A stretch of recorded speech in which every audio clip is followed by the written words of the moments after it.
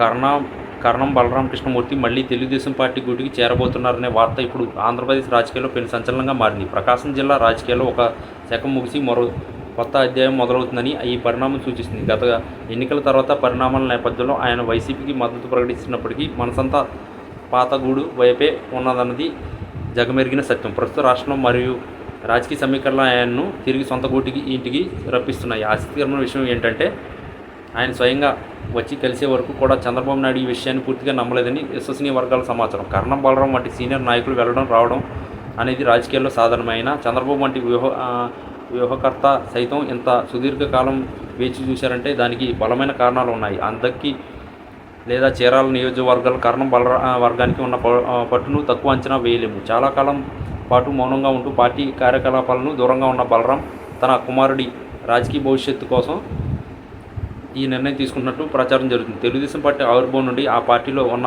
అనుభవం ఆయనకు ఎప్పుడూ వెంటాడుతూనే ఉంది. చంద్రబాబు నాయుడుతో ఆయనకున్న వ్యక్తిగత స్నేహం దశాబ్ద కాలం నాటిది. రాజకీయాల్లో ఎత్తుపల్లాలు ఎన్ని ఉన్నా కరణం బలరాం రాకతో ప్రకాశం జిల్లాలో పార్టీకి కొత్త ఊపిరి పోసినట్లయింది కేడర్ భావిస్తుంది.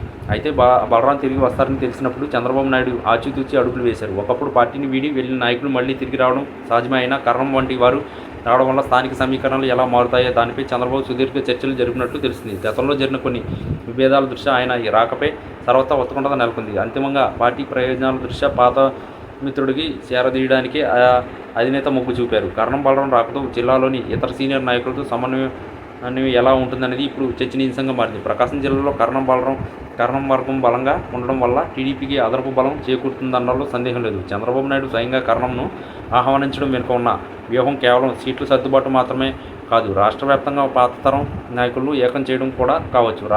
ఆయన రాకతో ప్రత్యర్థి పార్టీలకు గట్టి షాక్ తగిలినట్టే అని రాజకీయ విశ్లేషకులు అభిప్రాయపడుతున్నారు. అద్దంకి నియోజకవర్గంలో ఆయనకు ఉన్న ప్రజాదరణ కేవలం ఓటుకు మాత్రమే పరిమితం కాదు, అక్కడ ఆయన ఒక వ్యవస్థగా ఎదిగారు. అందుకు ఆయన తీసుకున్న ఈ నిర్ణయం జిల్లా రాజకీయాల్లోనూ పెను మార్పులకు నాంది పలుకుతుంది. కరణం బలరాం తన పాత అనుచరులతో కలిసి మళ్ళీ పసుపు జెండాను పట్టుకోవడం ద్వారా తన ఉనికిని చాటుకోవడానికి చూస్తున్నారు. ఇది కేవలం ఒక పార్టీ మార్పు మాత్రమే కాదు, ఒక అనుభవజ్ఞుడైన నాయకుడు తన మూలాల వైపు మళ్ళడం లాంటిది. ఈ పరిణామం మున్ముందు ఎన్ని సంచలనాలకు దారితీస్తుందో చూడాలి.